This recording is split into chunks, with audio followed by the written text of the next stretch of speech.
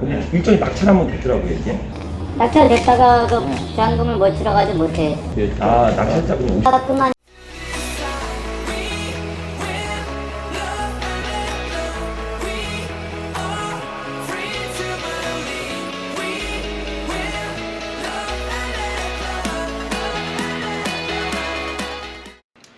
자, 반갑습니다. 대장 김상준입니다.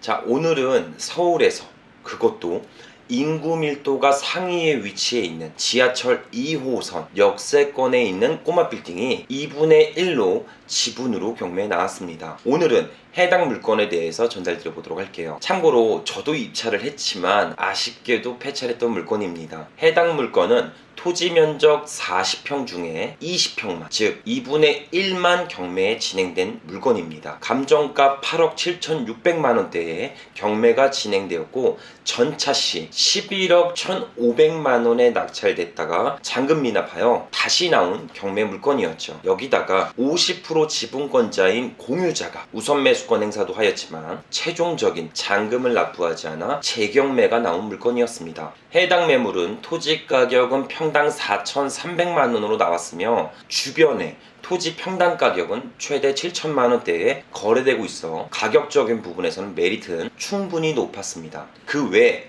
스세권이라고 스타벅스 커피 전문점이 바로 옆 건물에 위치해 있고 도보 5분 거리 안에는 낙성대여, 버스 정류장 등이 편의시설이 밀집되어 있어 아주 우량한 물건으로 보여집니다. 그 외에 토지는 3종 일반 주거지역이라 조례별로 상이하지만 건폐율 50% 이하, 용적률 300% 이하까지 적용할 수 있어 보다 수익성이 높은 지역이라고 보여집니다. 추가적으로 요즘 이슈화되는 서울 지하철 반경 500m까지 용적률 상한선을 700%까지 높이는 역세권 고밀도 계획을 추진 중이라 추후에 기대가치는 더욱 높은 꼬마 빌딩이 될 수 있습니다. 자, 건물의 면적은 127평이며 현재 1층부터 5층까지 전부 한 명의 임차인이 가구 매장으로 운영 중입니다. 보증금은 2억에 임대료 450만원 선에서 운영하고 계시죠. 주변 임대료가 최소 평당 8만원 선으로 약 800만원까지 임대료를 받을 수 있는데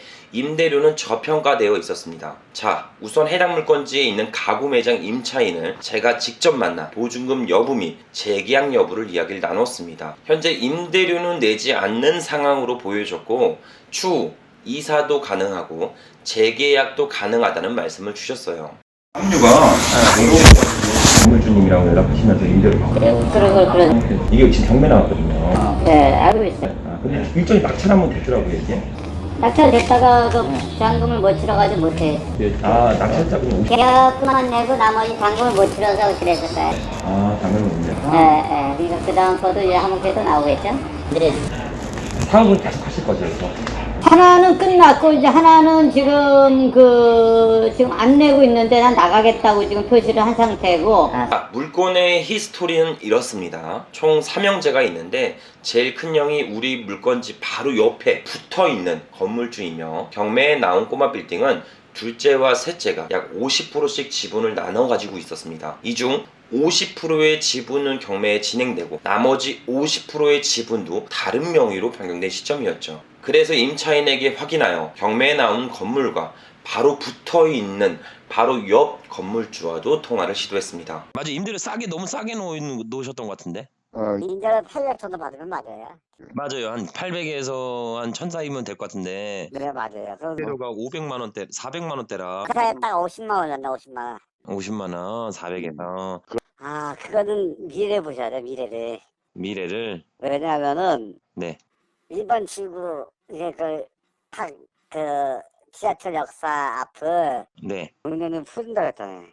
용적률 풀어준다고. 맞아요. 예. 그런데 절대로 나는 사회생활하면서 남한테 화를 내쓰고 나 짜증내지 않아요. 아, 왜냐면 내 이익을 위해서만 하는 거지 사실 남의 이익을 위해서 하는 게 아니잖아요. 그래서 뭐 추가적으로 좀 문의사항 있으면 가끔 한번 연락드리도록 하겠습니다, 사장님. 네네네. 네, 감사합니다. 자, 이렇게 옆에 있는 건물주와도 통화를 진행했습니다. 현재 해당 가구 임차인은 8년 전에 있는 임대료에서 약 50만 원밖에 안 올리고 유지하고 있으며 경기가 좋지 않아 임대료 상향은 하지 못하고 있었습니다. 추가적으로 처음 이 물건을 볼 때는 옆 건물과 좀 붙어 있어서 하자 있는 물건으로 보여졌고 옆 건물주의 허락 없이 재건축이 불가능하였습니다. 만약 허락을 받아 공사를 진행한다 해도 옆 건물과 약 3cm에서 50cm의 가량을 띄워야 하기에 대지 평수가 줄어들어 치명적인 하자로 생각했습니다. 하지만 이거를 좀 반대로 생각해 보면 옆 건물주도 재건축 및 매도, 리모델링 등의 제약을 받기에 제가 가지고 있는 이 작은 꼬마 빌딩이 오히려 장점으로 생각할 수 있습니다. 자, 대장이 여기서 임장이 끝나면 안 되겠죠. 그래서 제가 공적인 장부를 전부 확인하고 여러 검색 서치 활동을 통해 나머지 50%의 지분권자와도 통화를 진행했습니다. 세금 때문에 처분을 하려고 하기 때문에 아, 되도록이면 처분하신다고?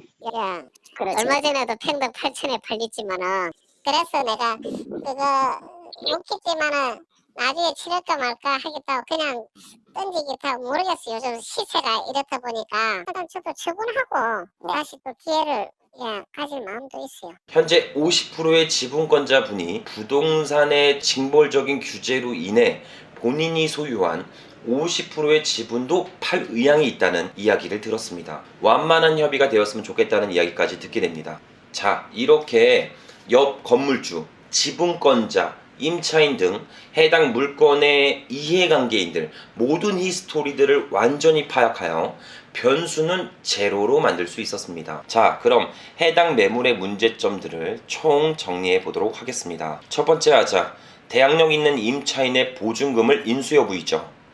임장 결과 대항력 있는 임차인은 현재 임대료를 장기간 미납하여 배당받을 금액이 없으며 최소의 명도 비용으로 점유를 이전할 수 있었습니다. 그리고 두 번째 하자, 최초 낙찰자 잔금 미납 및 우선 매수권 포기 사유를 꼭 알아야 했습니다. 공유자 및 낙찰자 전부 지분 경매 물건으로 담보대출이 진행되지 않아 물건의 하자가 아닌 자금 조달의 문제로 재경매가 진행됐던 물건이었습니다.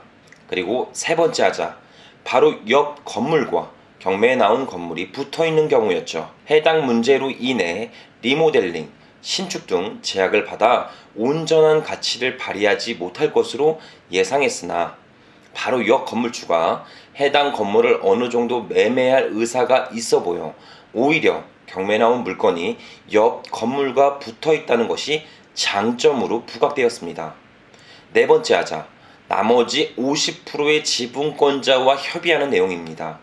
통화를 해본 결과 완만한 협의점을 찾기를 원하였고 가격만 협상된다면 가지고 있는 지분을 매도할 계획이 있다고 전달받아 충분히 사용 수익을 기대할 수 있었습니다. 자, 이렇게 임장 활동을 통해 모든 권리상 문제는 해결이 되고 오히려 단점들이 장점으로 바뀌는 순간들이 있습니다. 지분 경매 특성상 경락 대출이 어렵다는 것을 감안하여 현금 매입 후 추후 적절한 협의점만 찾는다면 충분히 가치가 있는 물건으로 볼 수 있습니다. 하지만 12억 5천대에 즉 평당 6천만 원 이상에 맞먹는 금액으로 낙찰이 되어 폐찰하게 되었죠. 자, 오늘 전달드린 매물처럼 어떤 철저한 임장 조사를 통해 리스크는 제로로 만들며 확실한 전략을 구상할 수 있습니다. 부동산 경공매 물건은 조사 방법에 따라 혹은 부동산을 바라보는 관점에 따라 단점이 장점으로 바뀌고 다양한 스토리가 해결되는 과정이 있습니다. 그러니 오늘 내용을 참고하여 무조건 이기는 경매 투자를 진행하셨으면 좋겠습니다. 자, 오늘 영상이 다소 어려울 수 있어 재미없는 컨텐츠가 될 수 있을 것 같네요. 우리 모든 시청자분들이 토지에 온전한 가치를 사용할 수 있는 꼬마 빌딩을 전부 매입하는 그날까지 모든 투자를 변수를 제거할 수 있도록 제가 최선을 다해 노력하도록 하겠습니다. 자, 오늘도 긴 영상 시청해주셔서 감사드리며 항상 건강하고 행복하셨으면 좋겠습니다.